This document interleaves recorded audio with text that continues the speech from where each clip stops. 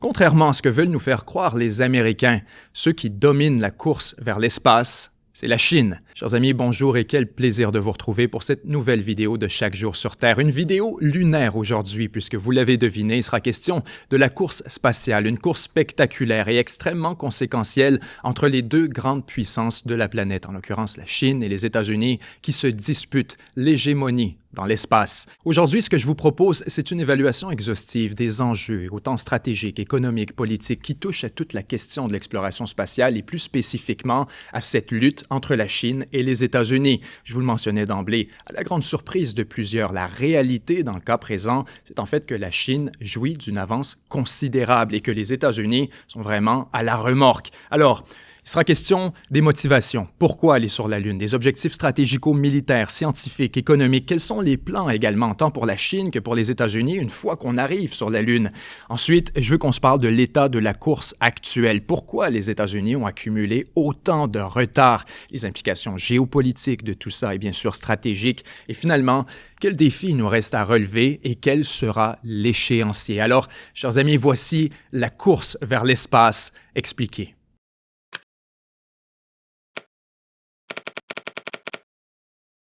Comme média indépendant, il est important pour nous assurer que vous avez toujours accès aux deux côtés de la médaille. Une chose qu'on me demande régulièrement, c'est comment se tenir informé malgré les biais politiques ou idéologiques des grands médias. Le meilleur moyen pour naviguer dans ce brouillard, c'est en fait de travailler avec notre partenaire Ground News. Vous connaissez peut-être déjà Ground News. Personnellement, j'ai commencé à l'utiliser récemment et ça a complètement changé mon travail. Auparavant, je devais faire une revue de presse tous les jours avec un abonnement à plusieurs grands journaux de référence partout à travers le monde. Un processus non seulement laborieux, mais aussi très coûteux. Maintenant, Ground News fait tout ça à ma place et beaucoup plus. Je peux définir mes intérêts et créer mon propre fil de nouvelles en évitant les sports et la météo pour me concentrer sur les nouvelles ayant une portée géopolitique. En gros, Ground News est une application et un site web qui rassemble au même endroit l'information provenant de plus de 50 000 sources à travers le monde. Je peux donc creuser chaque histoire en profondeur et voir facilement le niveau de biais de chaque source, leur degré de fiabilité et même à qui appartiennent ces médias. Par exemple, ici, on affirme que l'Iran a saisi 2 navires dans le détroit d'Ormuz, resserrant encore plus son contrôle sur la voie maritime. C'est une nouvelle significative qui a été rapportée par plus de 500 sources, tant sur la gauche que sur la droite. Sur la gauche, plusieurs médias relèvent la contradiction entre la saisie de ces navires et le blocus annoncé par Trump. Sur la droite, plusieurs évitent carrément de mentionner cet élément, préférant se concentrer sur l'événement lui-même et dénonçant sa brutalité.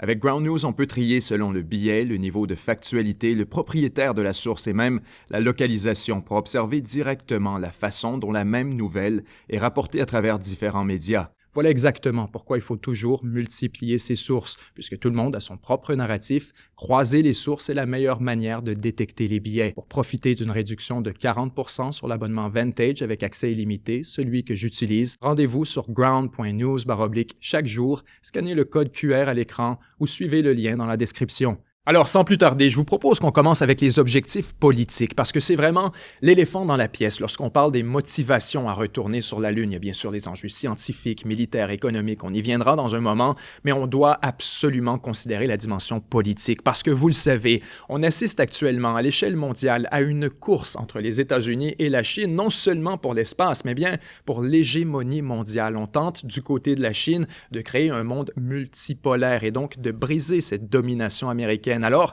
il y a une dimension hautement symbolique et politique dans cette course spatiale qui se veut l'extension de cette lutte géopolitique sur Terre. Pour les États-Unis, on veut autant que possible défendre sa place comme leader de l'industrie et de la course spatiale, une place qui a été gagnée à travers les missions Apollo entre 69 et 72, cette course vis-à-vis l'URSS qui s'est terminée vraiment avec un programme spatial qui a été symbolique et marquant dans l'histoire américaine.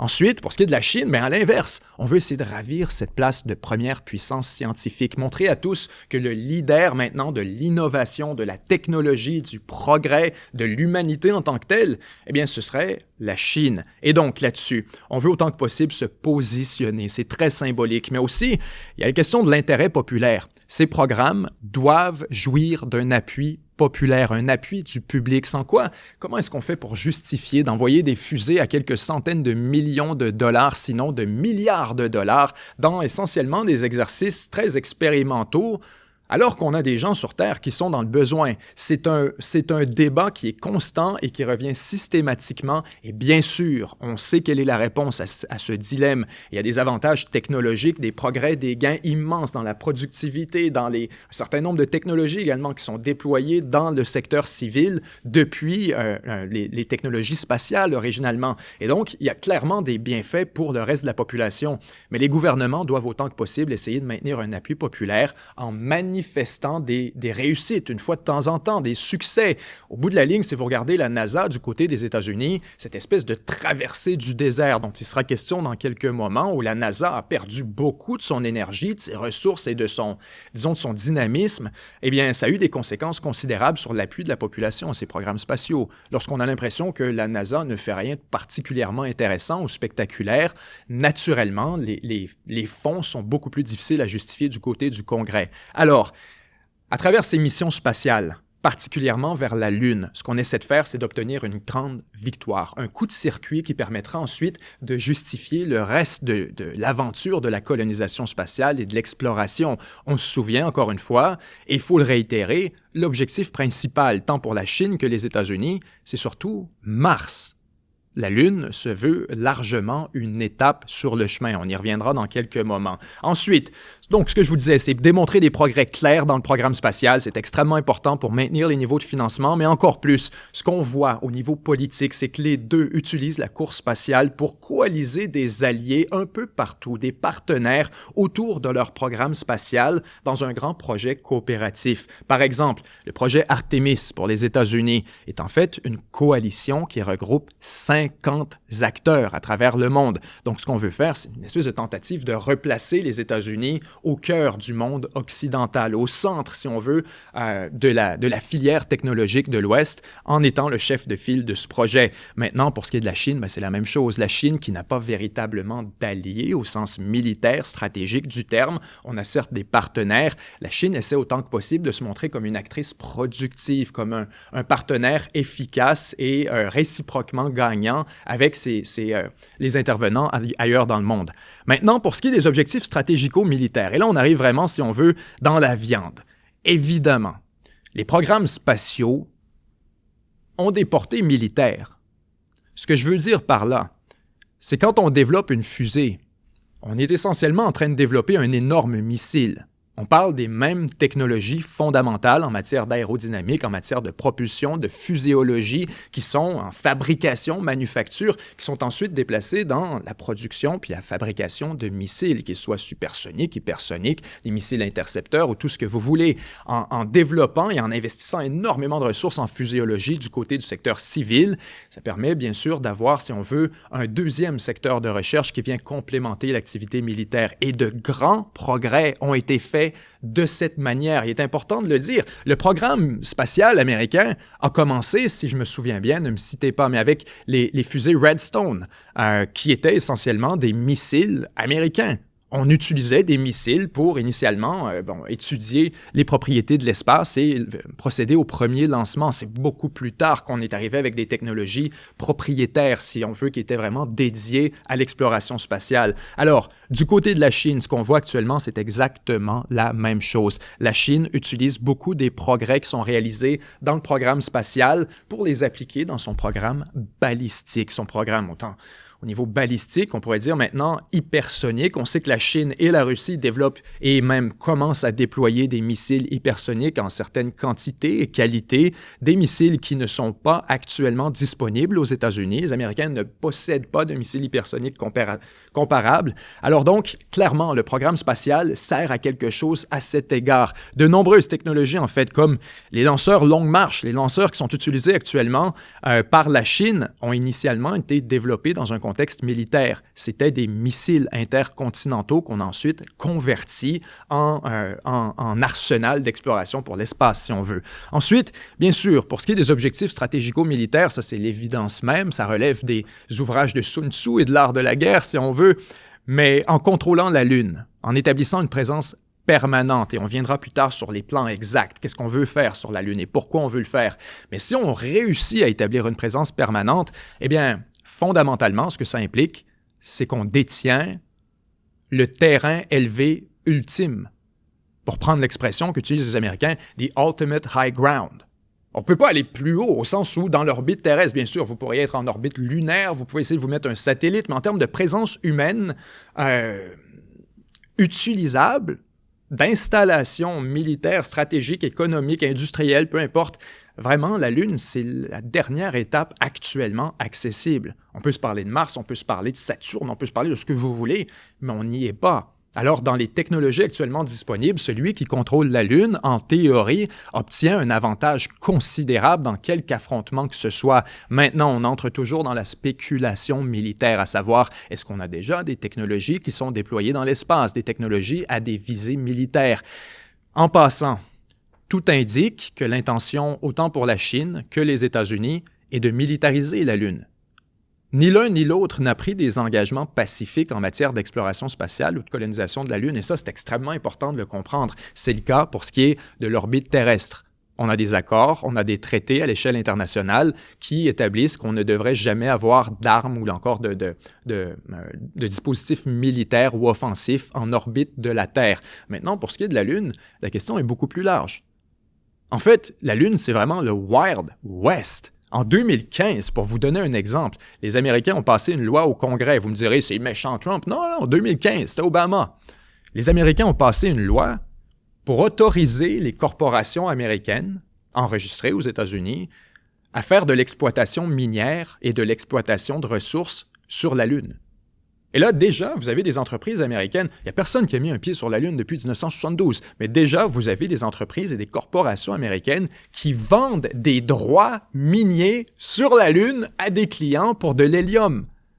On y reviendra tout à l'heure, mais manifestement, donc, il y a un esprit de colonisation et d'appropriation pour ce qui est de la Lune qui est beaucoup plus sérieux que ce qu'on a vu dans l'orbite terrestre. Donc, autant pour la Chine que les États-Unis, on n'a aucun engagement ferme de ne pas transformer les installations permanentes sur la Lune en installations militaires, essentiellement en une base. Alors, il faut aussi, en passant, ce n'est pas perdu sur quiconque que les États-Unis, aujourd'hui, opèrent beaucoup de leurs programmes spatiaux, non pas à travers la branche civile, via la NASA, mais bien à travers la Space Force, la force spatiale, qui a été, en fait, ouverte par Donald Trump spécifiquement pour s'assurer, justement, que les activités spatiales américaines seraient coordonnées de très proche avec le Pentagone et avec le commandement militaire. Alors donc, c'est ce que je veux dire par attention à cette exploration spatiale qui, clairement, ne se fera pas dans l'esprit de coopération et de coordination auquel on a assisté dans les années 50, 60, 70 et jusqu'à même le début des années 2000, alors que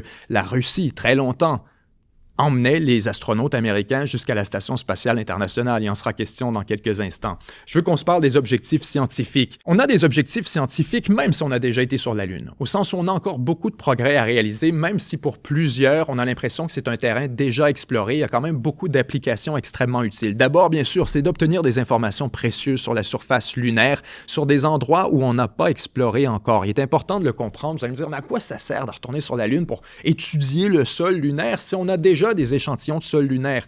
Vous avez 2 millions de % raison. Absolument. On a des échantillons lunaires, on a même des analogues qui ont été reproduits en laboratoire en grande quantité, en bonne qualité. On n'a pas besoin d'aller sur la Lune pour étudier la roche en tant que telle, mais bien pour étudier la face cachée de la Lune, d'abord, qui a des propriétés, des attributs scientifiques, des attributs géologiques considérablement différents, et également pour étudier les pôles, où on soupçonne depuis un certain nombre d'années, notamment surtout depuis les années 90, qu'il y aurait de l'eau sous forme de glace. Alors donc, c'est vraiment plus pour ces secteurs en particulier qu'on a un intérêt, la face cachée et les pôles. Ensuite, bien sûr, cette fois, c'est qu'on n'y va pas pour des vacances. On veut établir une présence permanente sur la Lune, une colonie humaine pour mener des travaux scientifiques de toutes sortes. Maintenant, bon, de quelle nature seront ces travaux scientifiques? On comprend que ça va progresser, que ça va probablement évoluer sur une trajectoire en fonction de l'avancement des choses. La question est surtout d'essayer de cultiver, de développer un corps scientifique compétent.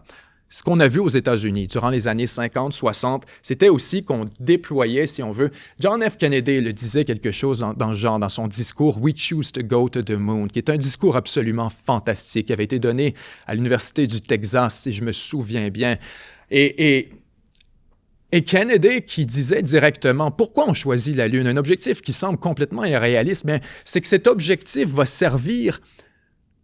va servir de cible qui va organiser nos meilleurs efforts, qui va organiser l'entièreté de notre communauté scientifique, un espèce de phare vers lequel on pourra tous naviguer ensemble. Et vraiment, l'idée est à peu près la même pour ce qui est de la Lune ici, à dire, on va à travers ce programme spatial, à travers cette colonie, à travers les défis qu'on va rencontrer, les ressources immenses qu'on va investir là-dedans, on sera constamment le nez contre des problèmes, des enjeux scientifiques, techniques considérables qui vont permettre de créer une compétence. On va éventuellement avoir des gens qui seront des experts, des techniciens extrêmement sophistiqués qui pourront aller plus loin et qui ont une valeur considérable pour n'importe quel État. Quand on se parle de fuséologie, quand on se parle de l'espace en général, l'exploration, mais aussi bien sûr des programmes balistiques, etc. Souvenez-vous, ce sera mon exemple pour vous donner la valeur stratégique de ce corps scientifique. Je vous dirai 2 mots. Opération Paperclip. Les Américains, à l'issue de la Deuxième Guerre mondiale, ont déployé, et je devrais dire les Soviétiques également, en passant de leur propre côté, chacun avait leur propre opération. L'opération Paperclip était une opération américaine. Les deux, après la Deuxième Guerre mondiale, ont déployé des efforts considérables pour recruter les scientifiques nazis qui étaient impliqués dans le programme de fusée V2. Des fusées qui déjà démontraient un certain potentiel pour l'exploration spatiale. Et on se souvient que Wernher von Braun, qui était responsable de ce programme du côté des Allemands et des nazis, a ensuite dirigé le programme spatial de la NASA. Alors, c'est ce que je veux dire quand je vous parle de développer une compétence locale, une compétence indigène, un corps scientifique compétent pour ensuite mener d'autres missions. Eh bien, il y a une seule manière de le faire. Si les compagnies privées n'investissent pas suffisamment, s'ils n'ont pas les ressources pour prendre ce genre de risque et aller sur la Lune, on devra le faire de nous-mêmes et ça va générer ensuite un corps scientifique qui, lui, pourrait participer à SpaceX, aller travailler avec Blue Origin, aller travailler avec Boeing dans le secteur aérospatial américain. Et donc, autant pour les États-Unis que la Chine, on cherche à utiliser ça comme une espèce de levier stratégique au niveau scientifique. Les objectifs économiques, en voilà des très intéressants. Et là, on rentre encore une fois vraiment dans la viande, dans la raison fondamentale de cette exploitation de la Lune et de cette nouvelle course. La question de l'extraction minière. J'en ai glissé un mot tout à l'heure. Déjà, on a un environnement législatif, un cadre législatif qui a été mis en place du côté des États-Unis pour l'exploitation des ressources minières sur la Lune. Vous allez me dire, Benjamin, mais de quoi tu parles? Il y a des roches sur la Lune qui ont quelque valeur que ce soit. Plus ou moins. En fait, il est plus question d'un gaz qui, lui, est pris dans la roche elle-même. Il est question de l'hélium-3, un certain nombre de métaux, de glace lunaire également, qui a un intérêt pour ce qui est de la transformation, mais c'est surtout le nerf de la guerre, l'hélium-3. L'hélium-3 qui est extrêmement rare sur Terre. Je veux qu'on se comprenne, ce n'est pas le même hélium qu'on met dans les fameux ballons qu'on utilise aux anniversaires ou encore dans les fêtes ou quoi que ce soit. C'est de l'hélium-4. L'hélium-3 est encore plus léger. Et cet hélium, qui est extrêmement rare sur Terre, mais qui est très abondant dans certains gisements lunaires qu'on a identifiés, qu'on suggère, aurait une certaine concentration qui permettrait l'exploitation commerciale. Alors, la valeur marchande estimée pour 1 kilogramme d'hélium-3 est de 20 millions de dollars américains. Alors, vous présumez bien sûr que actuellement, la seule ressource qui permet de faire l'exploitation et qui justifierait ce genre d'opération d'extraction sur la Lune pour la ramener sur Terre à ce prix, il y a juste l'hélium-3 qui pourrait justifier ce genre d'opération. Et donc, on voit un certain intérêt parce que l'hélium-3, est important de le mentionner, est excessivement important dans un certain nombre d'industries qui actuellement deviennent de plus en plus stratégiques, pour ne pas dire critiques dans l'économie mondiale. On pense notamment l'hélium-3, son potentiel comme combustible pour les réacteurs à fusion nucléaire. La fusion nucléaire utilise beaucoup d'hélium-3, notamment pour le refroidissement. Ensuite, on l'utilise en cryogénie, toujours encore dans la question du refroidissement, ce qui m'amène à vous parler de l'informatique quantique. Les ordinateurs quantiques, une technologie de plus en plus émergente qui est actuellement dominée par la Chine également, est largement dépendante de l'utilisation d'hélium-3, encore une fois, pour le refroidissement. Alors donc, si on veut prendre de l'avance, et on comprend bien sûr à quel point ça devient de plus en plus critique, les industries que je viens de vous nommer, on se parle de l'énergie, fusion nucléaire, il ne peut pas avoir plus critique que ça. On se parle ensuite la question de la cryogénie, refroidissement, vous avez actuellement du transhumanisme qui se fait à grande échelle à Silicon Valley, alors qu'on essaie constamment de repousser les limites humaines. Les questions cryogéniques vont absolument prendre de l'importance, mais surtout celle de l'informatique quantique. Pour moi, les deux gros morceaux, c'est l'informatique quantique et l'énergie. Les deux vont ensemble, alors qu'on assiste à une véritable révolution de l'intelligence artificielle qui, vous êtes à même de constater, taxe de manière extrêmement sévère les systèmes d'approvisionnement d'énergie et également, bien sûr, la capacité de compute, la capacité d'informatique de la planète, la capacité de calcul. Donc, celui qui contrôlera l'énergie et l'informatique quantique contrôlera le monde. Et pour ce faire, il faut un approvisionnement fiable en hélium-3. Et vous comprendrez donc pourquoi on assiste aujourd'hui à ce véritable sprint de la part tant des États-Unis que de la Chine pour aller faire non seulement un passage sur la Lune, mais de l'extraction minière de l'hélium en question. Ensuite, je veux qu'on se parle surtout des conséquences, en fait, de tout ça, puisqu'on parle de l'utilisation de la Lune aussi comme une base d'opération et de lancement extraterrestre. Une fois qu'on a une base sur le terrain, on vous parlera tout à l'heure, en quelques minutes, des intentions exactes pour cette base. Mais l'idée ici, c'est de construire un site qui permettrait non seulement de faire de l'exploitation minière, mais aussi de servir de base d'opération et de base de lancement pour d'autres missions d'exploration spatiale. La logique est extrêmement simple à comprendre. Essentiellement, 90% du carburant qu'on utilise dans les fusées au décollage, 90% de la masse est perdue avant de sortir de l'orbite de la Terre.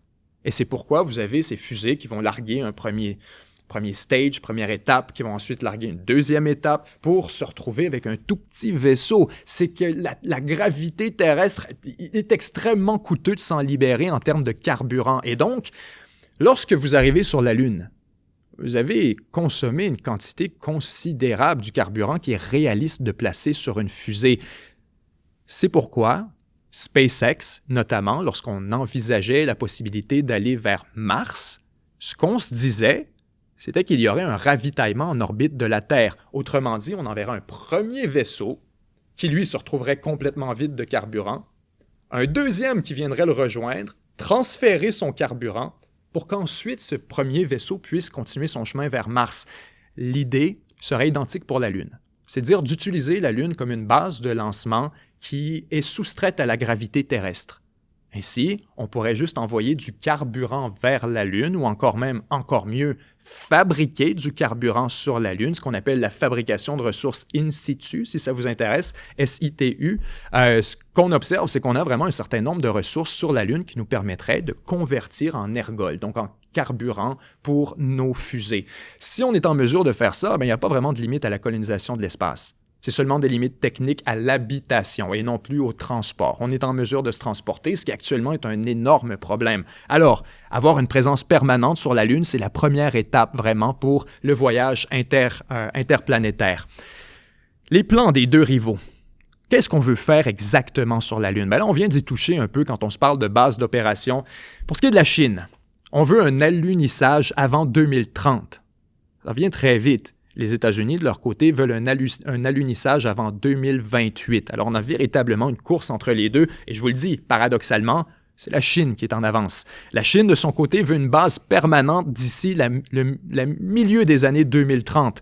Du côté chinois, c'est également un programme de coopération avec la Russie pour installer un laboratoire scientifique sur le pôle sud de la Lune. L'intention, encore une fois, d'étudier autant que possible la possibilité qu'il y ait de l'eau sous forme de glace. Le projet est un processus qui dure depuis 2021. Déjà, on devrait entrer en phase de construction en 2026, dès cette année, pour commencer l'utilisation de la base en 2035. On a déjà plusieurs missions qui ont été prévues pour la construction et, naturellement, contre-intuitivement, en fait, je devrais dire, c'est la Chine qui est vraiment l'acteur majeur dans ce programme. On imaginerait que la Russie, qui a une certaine expérience dans l'exploration spatiale avec ses propres fusées, ses propres programmes, aurait joué un rôle considérable, mais en fait, la Russie se veut vraiment manifestement le partenaire junior dans cette relation technologique et scientifique. La Chine est l'acteur majeur. La Chine qui dit vouloir dominer l'espace d'ici 2045. Et déjà, vous avez un certain nombre de pays qui se sont associés avec la Chine pour son programme, notamment l'Égypte, le Pakistan, l'Azerbaïdjan, l'Afrique du Sud, le Venezuela, quoi qu'on se demande si ça dure encore aujourd'hui, Biélorussie et le Sénégal. Donc, manifestement, on n'a pas bien sûr des pays qui ont la même force de frappe au niveau scientifique et économique que les pays de l'Union européenne, les pays du G7, etc., qui sont beaucoup plus agglutinés, si on veut, avec le programme Artemis. Mais il demeure que la Chine enfouit des ressources tellement énormes, engloutit des ressources tellement énormes dans son programme spatial qu'elle est en mesure d'obtenir de l'avance. Mais surtout, ce qu'on constate, c'est que les États-Unis ont commis un certain nombre d'erreurs stratégiques très graves qui ont créé une ouverture à la Chine dont il aurait fallu que la Chine sorte de son chemin pour ne pas être en mesure d'en profiter. C'était tellement évident, on lui a servi son avance sur un plateau d'argent. On y reviendra dans un moment. Les plans des deux pays sont similaires. Ce qu'on veut faire, c'est construire une base spatiale sur place et la méthode est identique. Les deux, on est arrivé à la conclusion qu'il serait impossible d'arriver sur place avec du Gyproc, puis de l'acier, puis avec du béton et des blocs de bois. Naturellement, il faudra avoir des ressources sur place. Et donc, ce qu'on a comme intention ici, c'est d'envoyer d'abord, par des premiers lancements, des ressources, mais aussi des robots. Des robots qui seraient en mesure de travailler par l'impression 3D et de littéralement imprimer les matériaux nécessaires pour la construction de premières infrastructures à partir de la régolithe lunaire. Quand je dis la régolithe lunaire, il est question de la poussière lunaire. C'est la matière qu'on trouve sur la surface. Déjà, vous avez autant du côté des États-Unis que de la Chine, on a l'initiative en tête d'utiliser cette régolithe, de la compacter avec soit une résine d'époxy, de la chaleur, des lasers, un moyen ou un autre, pour essayer de la faire, de lui donner une densité, une flexibilité, une utilisation qui serait plus compatible avec la construction, etc. Alors, on est déjà effectivement en train d'avoir un plan relativement développé. On va envoyer des robots sur place qui vont d'abord construire des espèces d'igloos, carrément. C'est une structure en demi-cercle comme ça, une structure en dôme qui est extrêmement efficace pour d'abord la construction, l'utilisation des matériaux, on est vraiment optimal, mais l'utilisation ici, ce serait de bloquer les rayons extrêmement nocifs du Soleil. Des rayons radioactifs qui sont propulsés à travers l'espace et dont la gravité terrestre et l'orbite, l'atmosphère terrestre, nous protègent largement. Sur la Lune, sont beaucoup plus nocifs. Alors, l'idée ici, c'est de dire on va construire une série d'igloos et vous avez des vidéos qu'on va vous mettre à l'écran qui montrent vraiment bien le processus. Et l'idée serait, une fois qu'on a ces igloos construits, ensuite, on peut envoyer les humains qui, eux, vont déjà avoir quelque chose sur place. Au moins, ils ne seront pas démunis, ils ne seront pas forcés d'habiter dans l'alunisseur pendant des semaines en attendant qu'on envoie de l'équipement additionnel ou qu'ils construisent une infrastructure. Donc, on aurait déjà ces igloos et ce qu'on ferait, c'est à l'intérieur de ces igloos, on ferait essentiellement gonfler un habitat qui viendrait remplir la cavité à l'intérieur du dôme et qui serait protégé non seulement contre les rayons radioactifs, mais aussi contre les débris spatiaux, les micro-astéroïdes, etc., qui s'attaquent constamment à la surface lunaire. Alors, d'avoir cette espèce de couche de protection serait un avantage considérable. On parle d'impression 3D avec les matériaux disponibles sur le terrain. On parle également d'utilisation de robots, d'intelligence artificielle. Ça, c'est des deux côtés. L'exploration des pôles lunaires et de la face cachée, c'est la même chose. On a le même programme scientifique. La grande différence ici, c'est dans l'état actuel de la course, alors que la Chine a un avantage considérable. Et je veux qu'on se parle de cette avance justement. Alors que pourquoi Washington a autant de retard? Ça peut sembler contre-intuitif et incompréhensible quand on sait à quel point les États-Unis vraiment bénéficiaient d'un avantage énorme de par des années d'expérience et ce corps scientifique qui était toujours présent, des ressources qu'on avait. On avait vraiment des décennies d'avance sur la Chine. Comment on a pu être rattrapé de cette manière?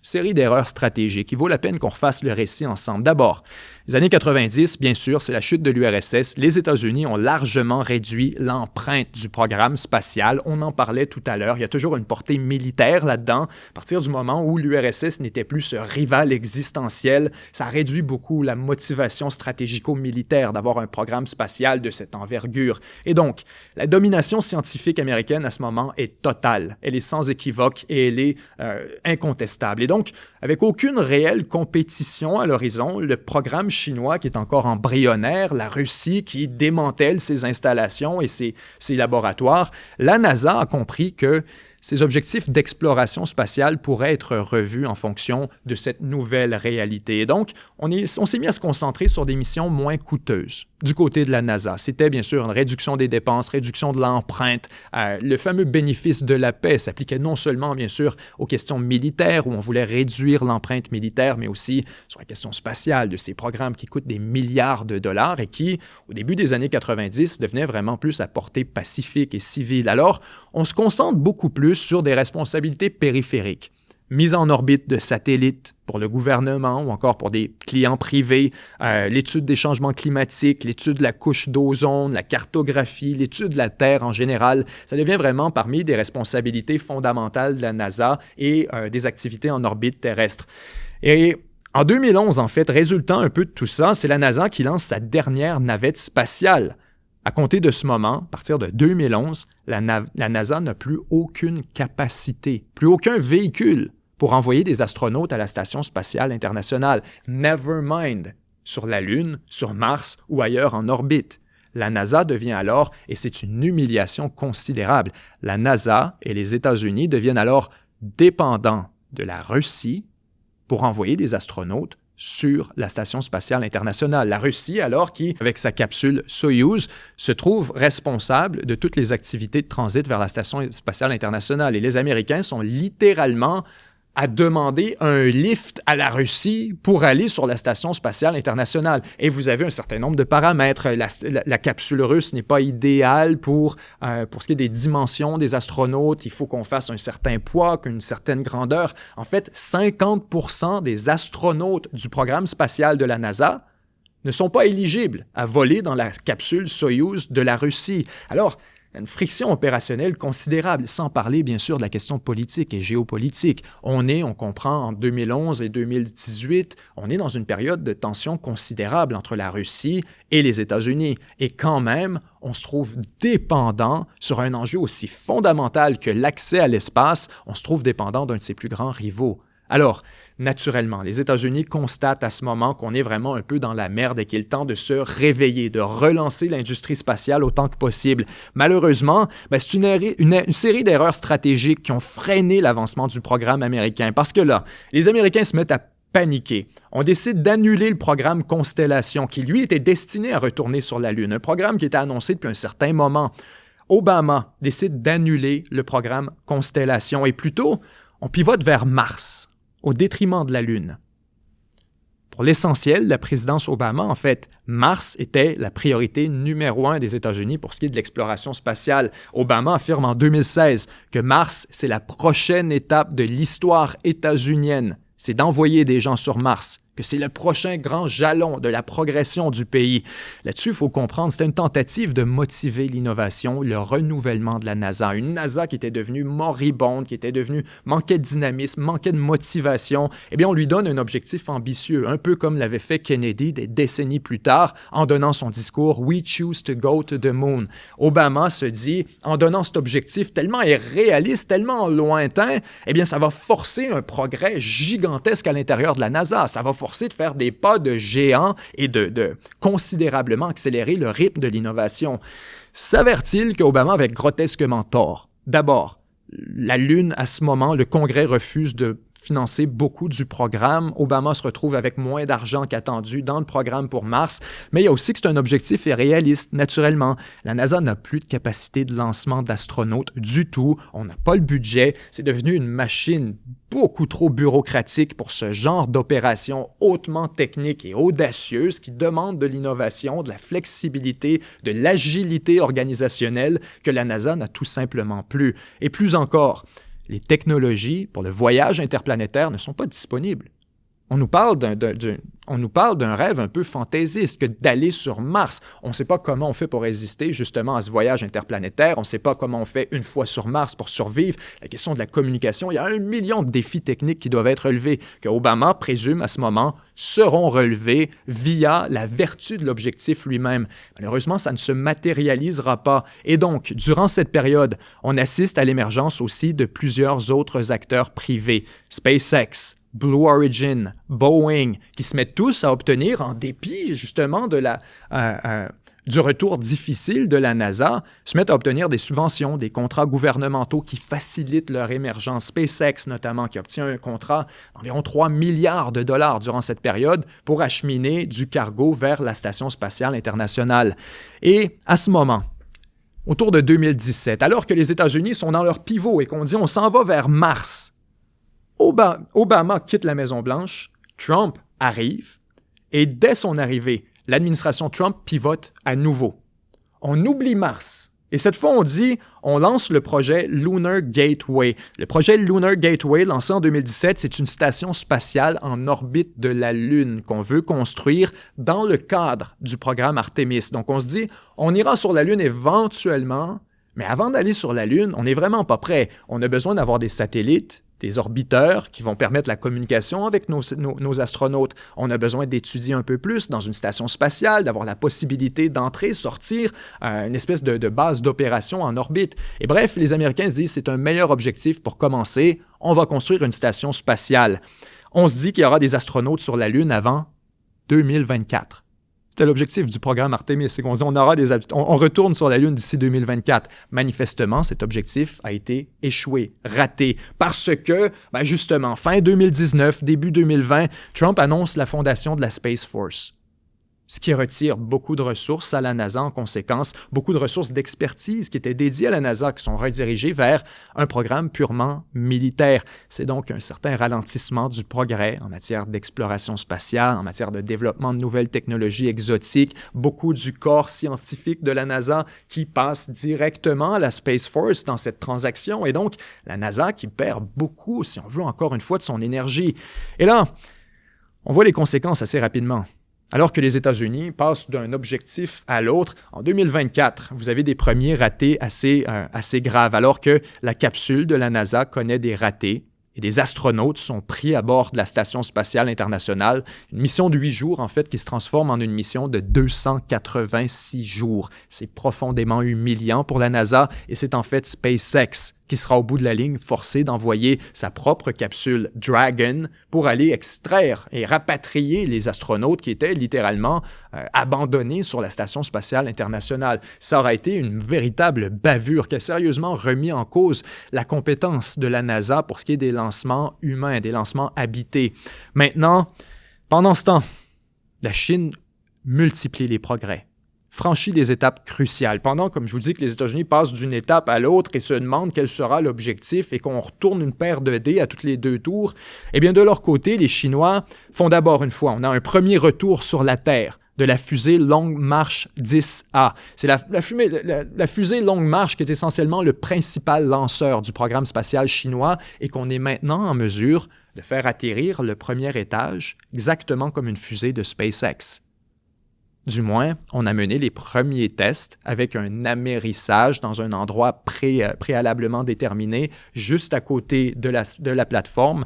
On a été en mesure de faire ce premier amérissage. Alors, tout indique que la Chine, très bientôt, sera en mesure d'acquérir une compétence qu'on imaginait digne de la science-fiction, ces fameux atterrissages comme une cigarette que font les fusées de SpaceX et qui ont époustouflé la communauté scientifique, la communauté de la physiologie depuis très longtemps à se dire « mais c'est vraiment une démonstration de précision puis de progrès absolument exceptionnel ». Les Chinois ont fait la même chose en quelques mois.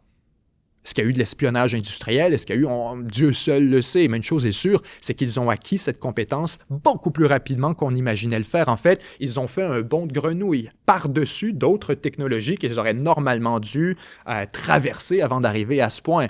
Les Chinois sont en mesure de sauter des générations technologiques entières.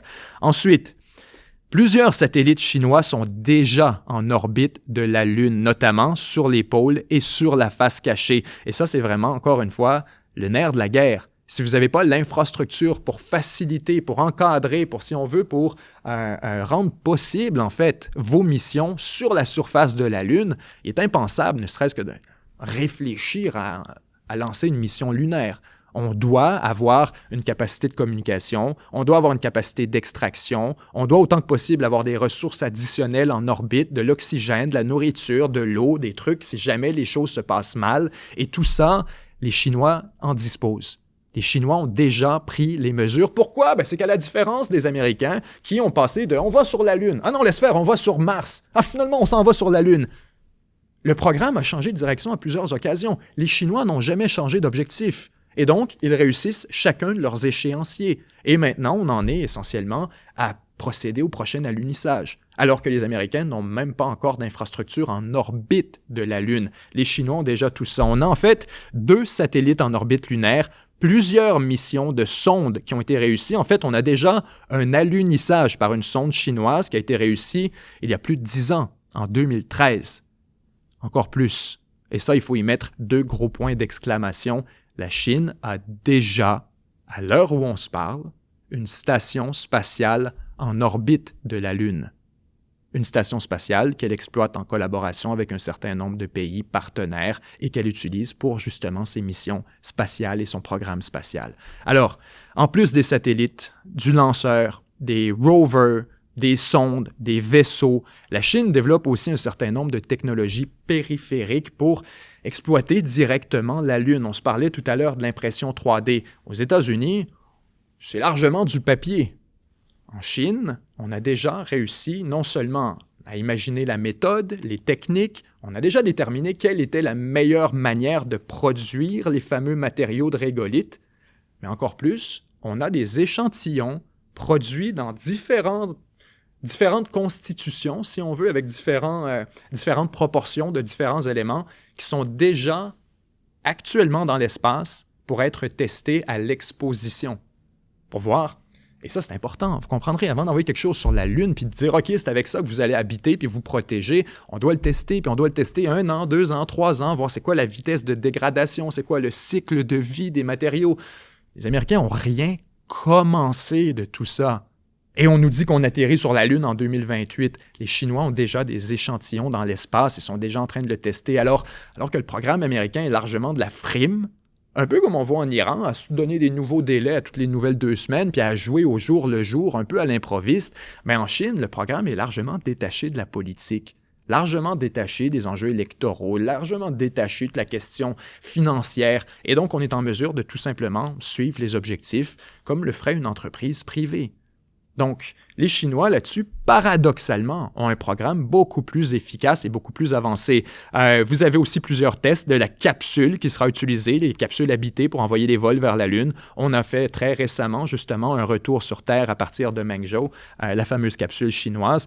Et il faut le dire, la Chine domine l'industrie des panneaux solaires et développe déjà des technologies spécifiques pour en installer au pôle sud de la Lune. Cette capacité de fabrication, cette spécialisation dans le domaine des panneaux solaires, c'est vraiment très typique à la Chine et c'est quelque chose qu'on ne retrouve pas ailleurs dans le monde. Alors, devant le progrès rapide de la Chine, devant ces nombreuses progressions consécutives, Trump a annoncé, encore une fois, l'abandon de Lunar Gateway en 2026. On vient tout juste de nous annoncer ça, en fait, pour dire qu'on abandonne la station spatiale et que plutôt on ira directement sur la Lune tout de suite.